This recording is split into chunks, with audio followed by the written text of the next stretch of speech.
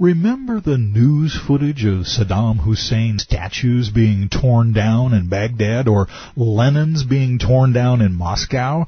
The jubilation of the freed masses displayed will be replayed 1,000,000 times over when Satan's influence is destroyed at Yahshua's coming.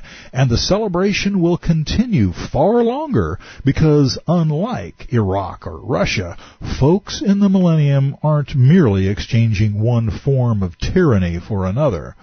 No one will be more relieved to witness Satan's fall than the repentant Jews. But like Joseph's brothers in Egypt, they may be worried about repercussions from the things they and their ancestors did in their ignorance, like crucifying the Messiah, for instance. Yahweh reassures those who have turned from their unbelief. In that day you shall not be shamed for any of your deeds in which transgressed against me. For then I will take away from your midst those who rejoice in your pride, and you shall no longer be haughty in my holy mountain. I will leave in your midst a meek and humble people, and they shall trust in the name of Yahweh. The remnant of Israel shall do no unrighteousness and speak no lies, nor shall a deceitful tongue be found in their mouth, for they shall feed their flocks and lie down, and no one shall make them afraid. Zephaniah 3:11-13. The proud and haughty don't seek the blessings of God. The meek and humble do. Thus when Yahshua returns, it is these meek folks who will inherit the earth. Their proud cousins won't make the cut. Covering this same topic, Jeremiah reassures them that they won't be held accountable for the sins of their fathers. In those days they shall say no more, the fathers have eaten sour grapes, and the children's teeth are set on edge. But every one shall die in his own iniquity. Every man who eats the sour grapes, his teeth shall be set on edge. Jeremiah 31:29-30.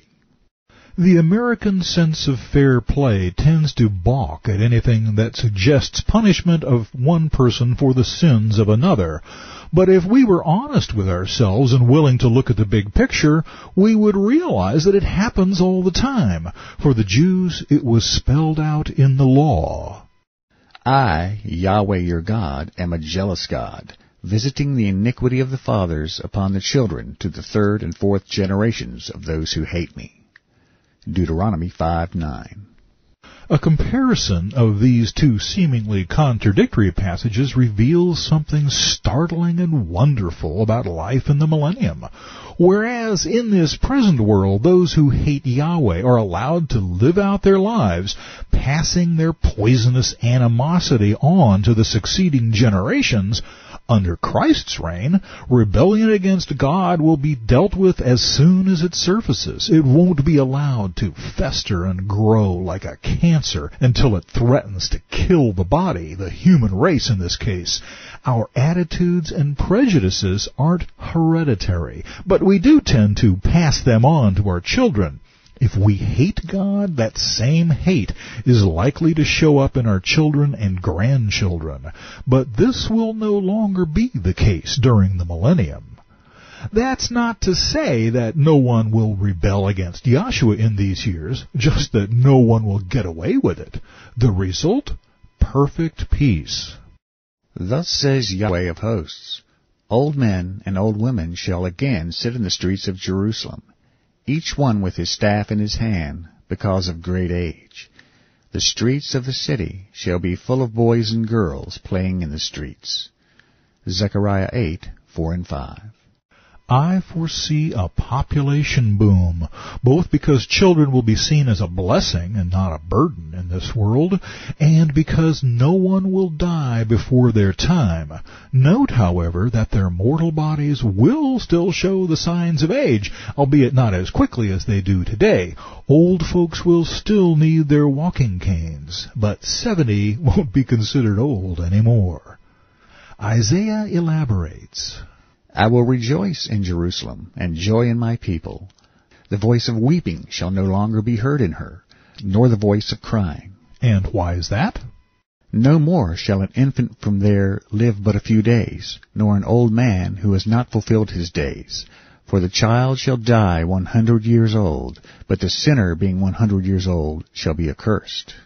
Infant mortality will no longer torpedo the actuarial tables, and people living under God's blessing will live to be many hundreds of years old. In fact, if someone dies as young as 100, it will be because he has rebelled against the teenager who's been shot trying to rob a convenience store. He was too young to die.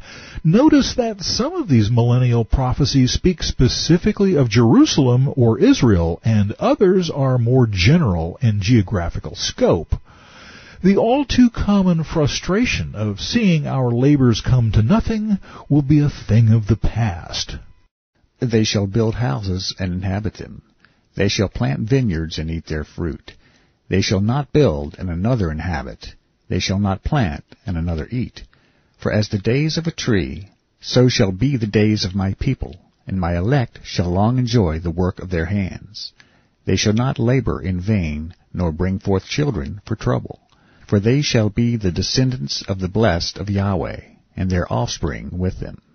If you remember the blessings and cursings of Deuteronomy 28, you'll recognize these things as the fulfillment of a promise. When the children of Israel returned to their God, He would once again bless them.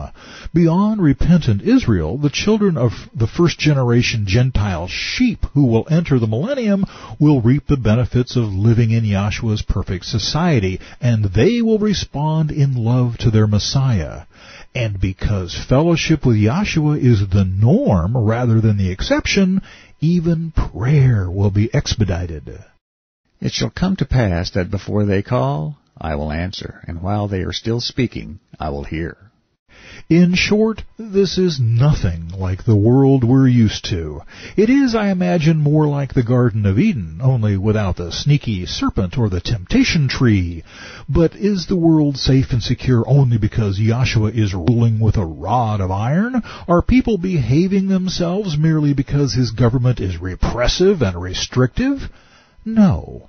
All of the earth's creatures are participants in this peaceful paradigm shift. Even in the animal kingdom, there are no more predators, no more prey. The wolf and the lamb shall feed together. The lion shall eat straw like the ox, and dust shall be the serpent's food. They shall not hurt nor destroy in all my holy mountain, says Yahweh.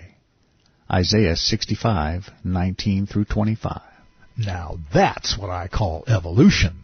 Again, the phrase, my holy mountain, seems to be indicating that this state of affairs will exist in Jerusalem. It remains to be seen how much of the rest of the world will enjoy the same pervasive peace. An instant replay of this imagery gives us reason for worldwide optimism. The wolf also shall dwell with the lamb. The leopard shall lie down with the young goat. The calf and the young lion and the fatling together, and a little child shall lead them. The cow and the bear shall graze. Their young ones shall lie down together, and the lion shall eat straw like the ox. The nursing child shall play by the cobra's hole, and a weaned child shall put his hand in the viper's den. They shall not hurt nor destroy in all my holy mountain, for the earth shall be full of the knowledge of Yahweh as the waters cover the sea. Isaiah 11:6-9. Like Will Rogers once said, things ain't what they used to be, and they never were.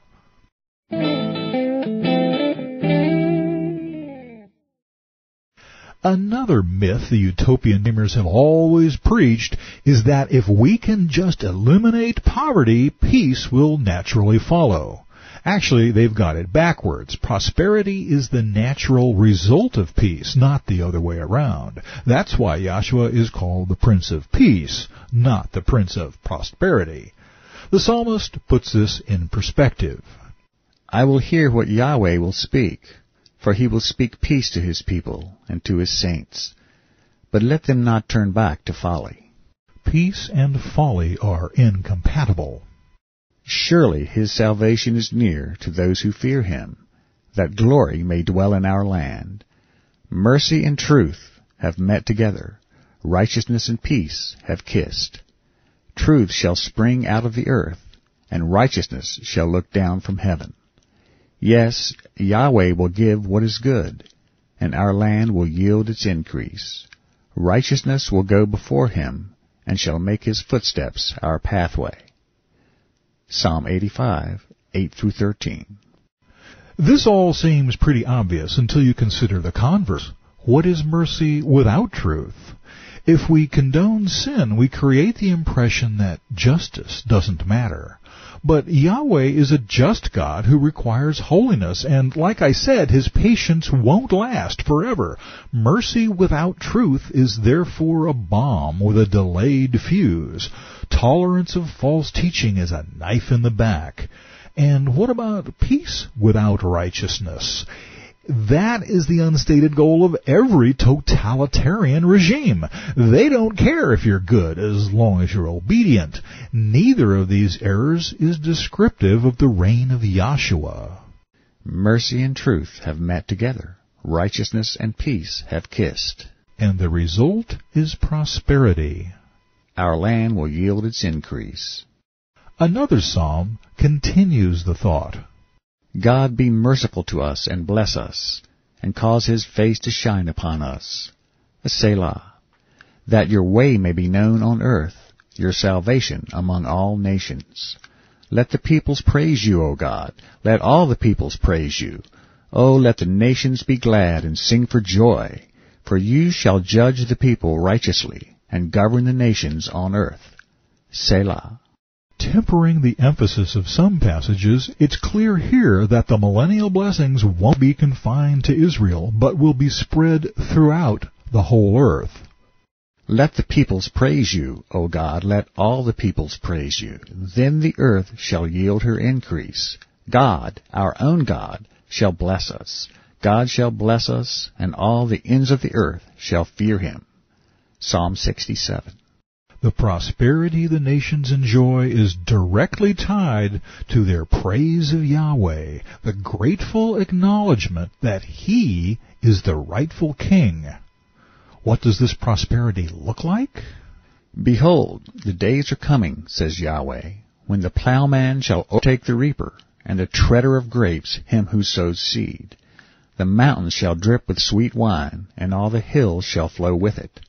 Ever been pleasantly surprised to find yourself with money left over at the end of the month? Felt good, didn't it? With Yahshua at the helm, the productivity of the earth will be multiplied. Once again, we are reminded of the blessings and cursings Moses predicted for Israel back in Deuteronomy 28. The cursings came to pass exactly as advertised in response to their disobedience, but the millennium will see the blessings restored. I will bring back the captives of my people Israel. They shall build the waste cities and inhabit them. They shall plant vineyards and drink wine from them. They shall also make gardens and eat fruit from them. I will plant them in their land, and no longer shall they be pulled up from the land I have given them, says Yahweh your God. Amos 9:14 and 15. After Israel's brief but terrifying 3.5-year exile during the tribulation, this promise will be sweet indeed. Zechariah expands upon the thought. For before these days there were no wages for man, nor any hire for beast. There was no peace from the enemy for whoever went out or came in. For I set all men, everyone, against his neighbor. The curses of Deuteronomy had promised poverty and strife. But now I will not treat the remnant of this people as in the former days, says Yahweh of hosts. No, the blessings will be restored in response to Israel's repentance. For the seed shall be prosperous, the vine shall give its fruit, the ground shall give her increase, and the heavens shall give their due. I will cause the remnant of this people to possess all these. And it shall come to pass that just as you were a curse among the nations, O house of Judah and house of Israel, so I will save you, and you shall be a blessing. Do not fear. Let your hands be strong. Zechariah 8:10-13.